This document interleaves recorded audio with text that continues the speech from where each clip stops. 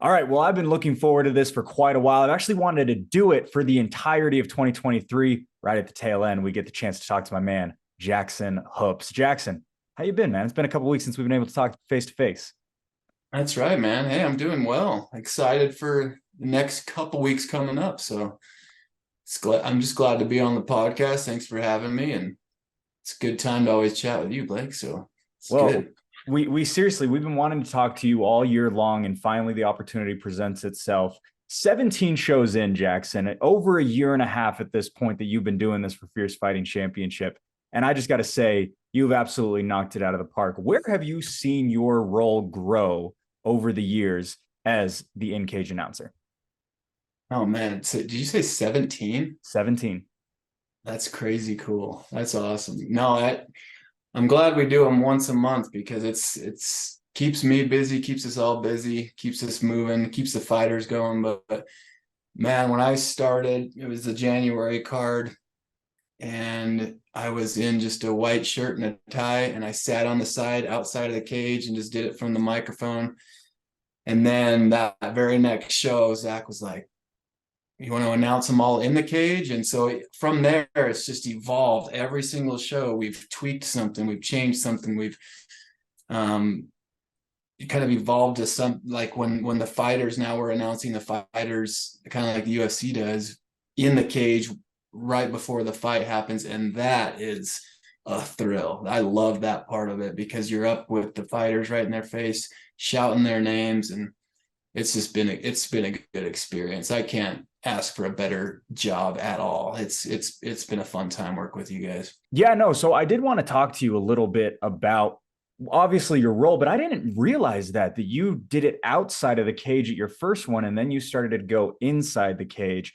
What was that kind of transition like to go from something where not everybody was necessarily looking at you to being the guy in the center of the cage that everyone has to look at before a fighter may come out? Yeah, I think that one for January, we were all, I mean, I think that was the first time really Zach had taken over kind of the reins. And so we were all kind of trying to figure out what should we do in this with this. And I think that's how the last announcer may have been doing it. I mean, we would get into the cage and announce the winner at the end, but the intros and having them walk out, I just sat there on the side. And but immediately, I think I went home that night even, and I thought to myself, man, we have to do that in the cage, just like Bruce does it. Got to get up there in front of the spotlights and the microphone and do the whole thing. If you're gonna do it, you got to do it right. And I think probably a week or two later, Zach called up and just said, "Hey, man, we're going to have you announce in the cage." And I said, "Yep, let's do it." So that's where the suit started. And then I had to get a new suit. And now we got a pretty one going on. I probably should get a couple more because that color might be getting old, but it's a fierce color, man, the fierce blue. So I think there's no doubt about it that everyone knows that you absolutely love your job and what you do for Fierce. I'm curious, when did it go from something that was fun to do? Oh, I get to do this fun thing on the weekends outside of my 9 to 5 to, man, this is something that I look forward to weeks in advance. yeah, I mean, even I was tagging you on Instagram the other night when just laying in bed and wide awake, just replaying it all through my mind. And it's just a thrill. I've just loved the sport anyway. From before meeting Zach, before moving to Utah, I love the sport. I love any sport, and the athletes, what they do and the time they put in and the effort they put in to go and put on a show. It's one thing for me to be on a microphone, but man, when they perform, and we've seen some great performances with Fierce, it's kind of a thrill because you get a cage side seat and you get to be on a microphone goofing around and you get to watch some sweet fights, man. So it's just a thrill to look for every single Monday morning when I go back to work. Even my boss, my coworkers, I look at them, I'm like, I don't want to be here. And they all get it. They all get it because it's just a thrill every single weekend. You get a big rush. And yeah, I love my 9 to 5. It's a great job, but man, this is a fun gig for sure. I did want to ask you, you talked about, growing up watching the UFC, being a fan of it. Did you ever think that you would fall into a role of this type where you do get to be in the center of the cage and get the crowd going and things like that? Is that something that you've always wanted to do? Obviously, your musical background as well as kind of primed you for a position like you have now with Fierce. Now, my dream has always been the phrase I use, control a crowd. Whether it's being on a stage playing music. Jared Leto, the song "Closer to the Edge," 30 Seconds to Mars. Go watch that video, and he's getting the whole crowd doing the fist bumps. And whether it's UFC or just music, man, controlling a crowd is one of the coolest things when you can tell them what to do, not in a rude way or anything, but you have them in your pocket, and you get them to make some noise. You get them to get up for those fighters. It's a thrill. It's a thrill for sure, and that's something that we've just always grown up doing. I mean, in any sport I've played too, it's a matter of being a quarterback, controlling the team and walking the team down the field, and controlling a microphone, getting under the spotlight, making it happen. And it was the coolest thing, because Zach just called me up when he was taking it over, and he just said, "Man, I want you to be my," he didn't really ask. He just said, "I want you to be my announcer." There was no question. It was like, "Yep, let's do it. Let's roll." So it's pretty sweet. When you got that call from Zach and you knew that you were going to be doing this, did you start studying the Bruce Buffers, the Michael Buffers, the Joe Martinez's? There's a whole list of them in this industry that are so great at what they do. Do you study those guys and try to follow in their path? Yeah, I take a lot from Bruce. Not necessarily the way he announces, but the verbiage. The verbiage I take a lot from Bruce, and I've kind of pulled from others as well. Just making sure there's a good format. There's the same thing every time. I got to work on my decisions at the end. Announcing the decisions, because those are pretty rare. So when those get me, Scott Butler always, when he hands me that paper for the decision, I got to study up on those. But man, the Bruce Buffer is one guy that I will always study and watch. And so it's always prep work, but at the same time, winging it is the way to go too. You just never know what's going to happen out there. So sometimes you just got to wing it and make it happen. But yeah. I got to ask you this as well. I've actually always wondered this. Obviously, Bruce Buffer has his "It's Time." You have "Make Some Noise." Where did that originate from? And where was the thought process to create "Make Some Noise" as kind of the slogan of Fierce Fighting Championship, I would say, unofficially, but still obviously the main phrase that so many people know and love? Yeah, well, you have to pick a phrase, of course, and it can change if we need to make it change, but man, it's stuck pretty well. I think the main thing that I thought of first was, and it came, with singing in choirs, and it was picking a proper vowel or a consonant, whatever you want to call it, that you can actually scream, that doesn't sound dull, or I don't know a good example. So noise is it's something that you can really scream and belt out, other than it's time to party, something like that. It's kind of, that's how I actually started. I was like, I got to pick a vowel or a consonant that I can actually scream, and it'll resonate. It'll go bounce off the rafters and get into the fans' ears, and make them get up. And then I don't know, that "Make Some Noise" was just, I've heard it a few times, just when announcers have slightly said it, "Make some noise for Jackson Hoops that's coming to the cage," or something. So I thought, man, I'll just use that as the main one. And nobody's really stuck with that or had it or trademarked it or anything. So that's what we got to do next, is trademark that bad boy. So it's awesome, but it works. So do you remember any specific time or any specific card where you really hit that "Make Some Noise" right before the main card, right before the main event, where you went, yeah, that was exactly what I always wanted to sound like, what I want it to be, and you also got that reaction back from the crowd? I think it was this, I might have used it in the first fight, actually. I'll have to go back and check it out. It might have been done on the first one I ever did, but definitely the second, when I was actually in the center of the cage and starting, start to finish being in the middle of the cage. I knew at that point I had to have a phrase, and I had to make sure that we were making some noise. Because a lot of the times, during the fights, it can get not really boring, but you're sitting there for a while. And that's one thing that we do well, is we keep the show going, we keep it rolling. So we don't have fans just kind of sitting back being bored. So it's even that catchphrase or other things that I do to just keep the audience intrigued and alive. Just not necessarily for me, but for those fighters. They want to hear a crowd when they're walking out. So I think it was that second fight though that was huge. That it was like, no, I'm not going to do it unless I have a phrase. You got to have a phrase in there, so it's awesome. When did you especially start to feel confident in your own abilities and feel comfortable in your own shoes wherever you may be, in the cage, out of the cage, in this role? When Zach called me and said you're going to be the announcer, I knew for the beginning it was going to be like, oh, this is a little nerve wracking. You got to work out those kinks, but it was something that, I mean, we've performed all of our lives. We've been in front. We've done solos. Even last show there was a chance that I might have had to jump in and bust out the national anthem. Things like that. It's something that we grew up with. That singing in church, talking in church, performing in choirs. We're just been comfortable with the mic. So right when he called and said that, of course I had to work out kinks of how to word things, but holding a mic in front of the fans, that didn't bug me at all. I was pumped. I was comfortable with it right off the bat. Talking a little bit about some of the kinks that you never really get to work out completely, I always want to ask you, and I'm always curious as someone else who has to talk a lot on fight night, how do you deal with your voice preservation? From the first fight to the end of the night, obviously you have so many names that you have to scream and shout and obviously get the crowd hyped up. How do you keep your voice fresh throughout the entirety of what it is, a 2 hour show or a 5.5 hour show?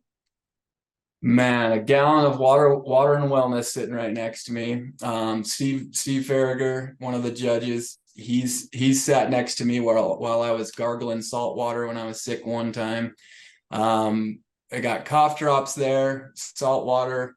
Man, but my problem is I will the very first make some noise that I shout, and then the very first intro I'll usually be like, uh-oh, I got to tone it down because I'm going to lose my voice before I get to the end. And I'm actually nervous because lately we've been doing the Fierce Challenger series where we've only had, 8, 9, 10 fights, but now we got a bigger card. So, and they're 4 title fights. So great question, because I got to figure that out before the 17th of how to preserve my voice. But it's you also have to not growl like a heavy metal.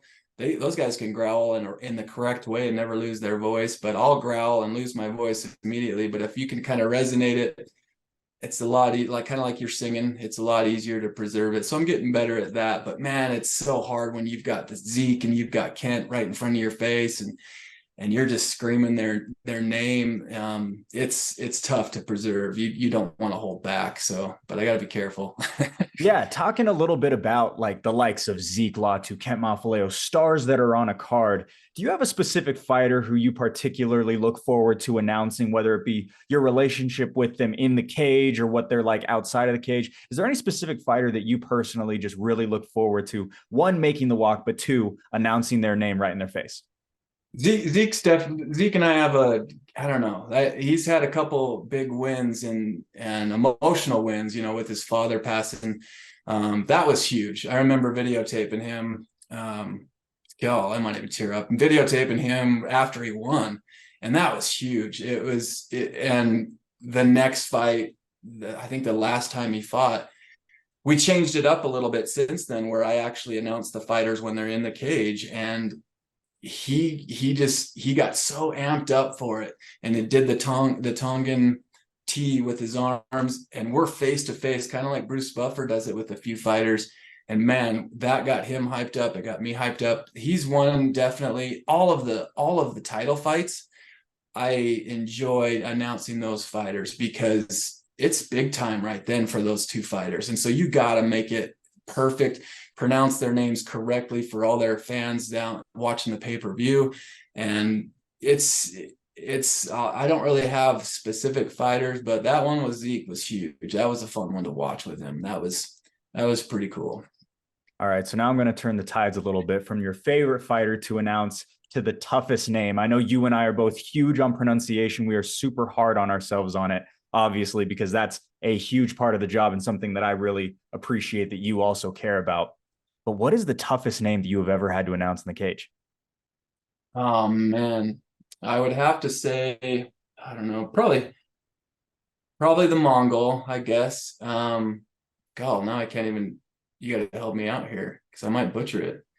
Um, Pololu our Nakanelua, that one definitely sticks out. Oh, that one was a tough one. Our Marsana was a tough one though, the Mongol. But yeah, say that one again. Do that. Is it who? Pololu Nakanelua.